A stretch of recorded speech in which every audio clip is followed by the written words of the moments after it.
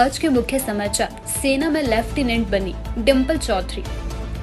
गांव की महिला से करी व्यक्ति ने अश्लील हरकतें। खाली कमरे में मिला खून से लथपथ शव।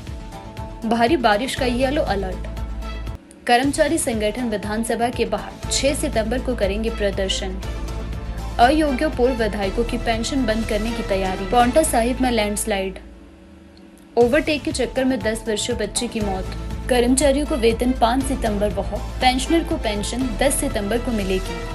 अब समाचार विस्तार से। टकोली गिरथा की डिंपल चौधरी ने सेना में लेफ्टिनेंट बनकर अपना सपना साकार कर दिखाया है। डिंपल चौधरी अब मेडिकल हॉस्पिटल उत्तर प्रदेश में बतौर लेफ्टिनेंट अपनी सेवाएं देगी। डिंपल चौधरी के लेफ्टिनेंट बनने से परिजनों सहित पंचायत में खुशी की लहर है।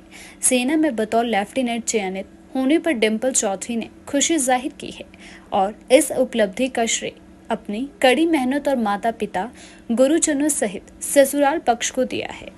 उन्होंने बताया कि शादी के बाद उनके पति का काफी सहयोग रहा है, जबकि जेठानी सुखविंदर कौर ने मेरे छोटे बेटे का पालन पोषण किया है और यह उसी का प्रतिफल है।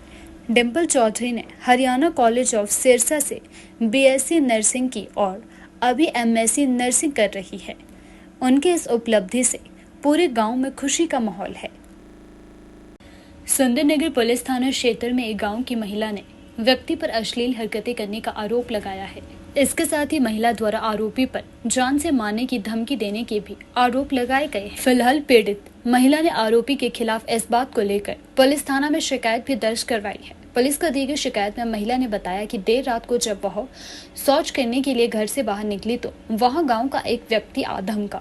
इस दौरान आरोपी ने उसके साथ छेड़छाड़ करने की कोशिश करी। जब महिला ने उसका विरोध किया तो आरोपी ने उसे और उसके परिवार को जान से मारने की धमकी दे डाली। इसके बाद महिला ने जब चीखना चिल्लाना शुरू किया तो आरोपी वहां से फरार हो गया। महिला ने यह भी बताया कि वह आरोपी को जानती है और सोशल मीडिया के जरिए उसने आरोपी से बातचीत की थी, मगर जब व्यक्ति ने उससे अश्लील बातें करना शुरू किया तो उसने आरोपी से बातचीत करना भी बंद कर दिया। मगर इसके बाद भी आरोपी ने उसका पीछा नहीं छोड़ा और उसे आए दिनों वह धमकाता रहा। डीएसपी भारत भूषण ने खबर की पुष्टि करते हुए बताया है कि महिला की शिकायत के आधार पर मामला दर्ज कर लिया गया है।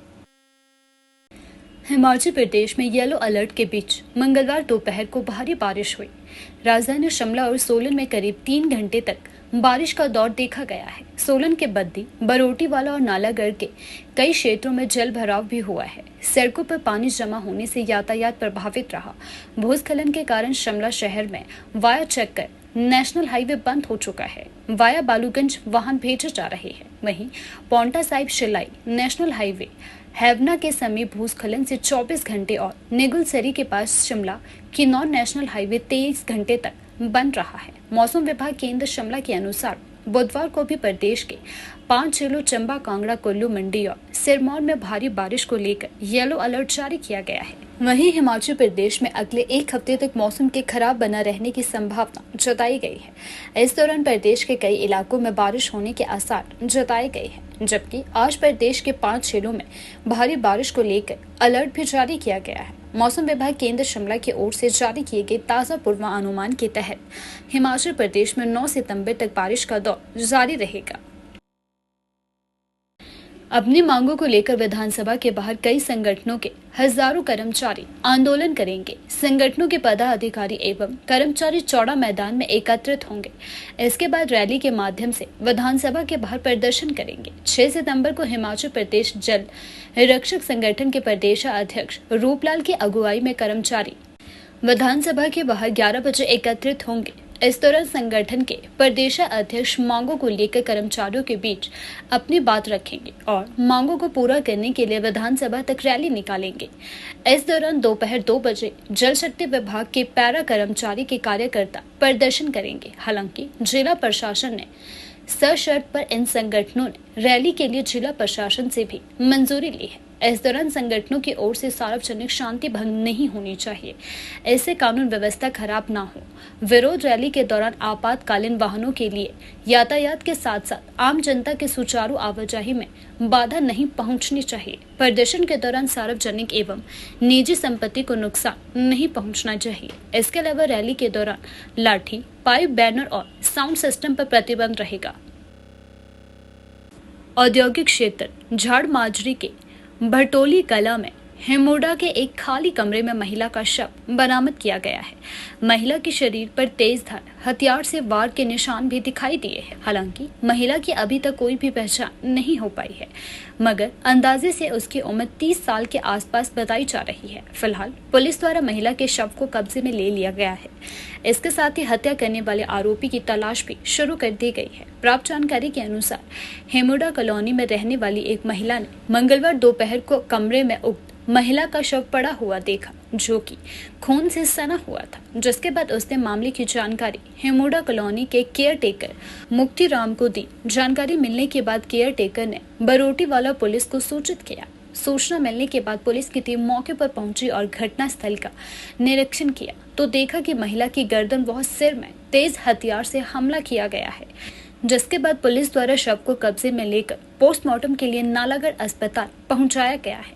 एएसपी अशोक वर्मा ने मामले की पुष्टि करते हुए बताया कि पुलिस क्षेत्र में लगे सीसीटीवी फुटेज खंगाल रही है।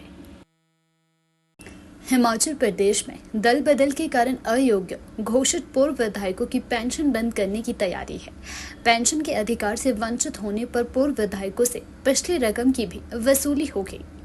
मुख्यमंत्री सुखविंदर सिंह सुक्खू ने मंगलवार को विधानसभा में संशोधन विधेयक पेश किया। इस विधेयक पर सदन में बुधवार को चर्चा हो गई। विधेयक पारित हुआ तो राज्यपाल से मंजूरी के बाद यह कानून का रूप ले लेगा।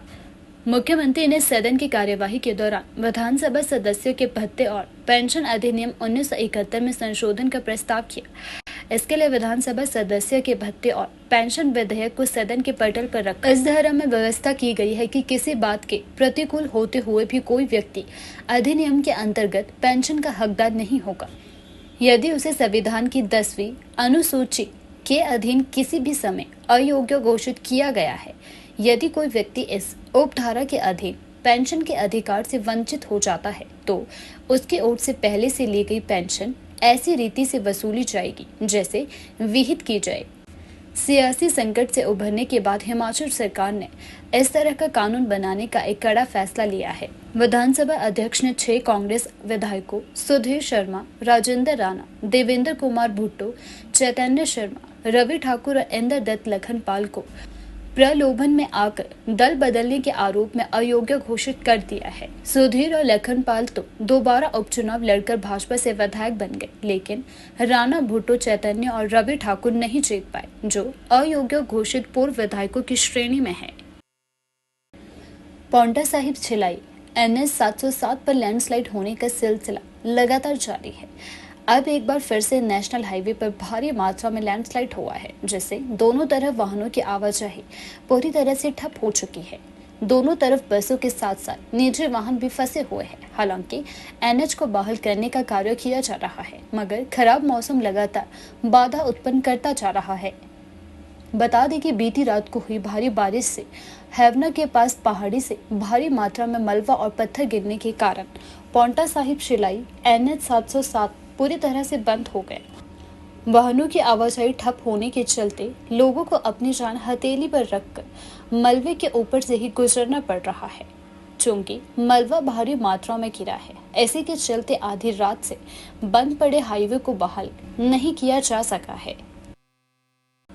हरोली क्षेत्र के टाहलीवाल अमराली मार्ग पर टाहलीवाल के रेस्ट हाउस के पास दर्दनाक सड़क हादसा पेश आया है, जहां ट्रक की चपेट में आने से एक मासूम बच्चे की मौत हो गई है। इस दौरान ओवरटेक के चलते 2 बाइकों में जोरदार टक्कर हो गई और बच्चे ट्रक की चपेट में आने से काल का ग्रास बन गई। मृतक बच्ची की पहचान 10 वर्षीय कविता पुत्री जितेंद्र कुमार निवासी उत्तर प्रदेश के रूप में हुई है। प्राप्त जानकारी के अनुसार कविता बाइक पर सवार होकर जा रही थी, लेकिन इसी दौरान टाहलीवाल के रेस्ट हाउस के पास पहुंचते ही बाइक सवार ने टाहलीवाल से अमराली जा रही ट्रक को ओवरटेक करने की कोशिश करी। इस दौरान बाइक की टक्कर अमराली की ओर से आ रही एक अन्य बाइक से हो गई। इस दौरान बाइक के पीछे बैठी कविता ट्रक की चपेट में आ गई और उसने मौके पर ही दम तोड़ दिया। टाहलीवाल पुलिस थाने के सब इंस्पेक्टर अजीत सिंह ने खबर की पुष्टि करते हुए बताया कि ट्रक की चपेट में आने से बच्ची की मौत हो गई है। सरकारी कर्मचारियों को वेतन 5 सितंबर व पेंशनर को पेंशन 10 सितंबर को मिलेगी। यह घोषणा मुख्यमंत्री सुखविंदर सिंह सुक्खू ने विधानसभा में करी है। राज्य सरकार ने यह निर्णय लेकर कर्ज पर दिया जाने वाला ब्याज बचाने का प्रयास किया है। एक वर्ष में इससे 36 करोड़ रुपए सालाना बचेंगे। कर्मचारियों को वेतन व पेंशनर को पेंशन कर्ज लेकर दिया जाता है। मुख्यमंत्री सुखविंदर सिंह सुक्खू ने कहा कि सरकारी कर्मचारियों को वेतन 5 सितंबर व पेंशनर को पेंशन 10 सितंबर को मिल जाएगी।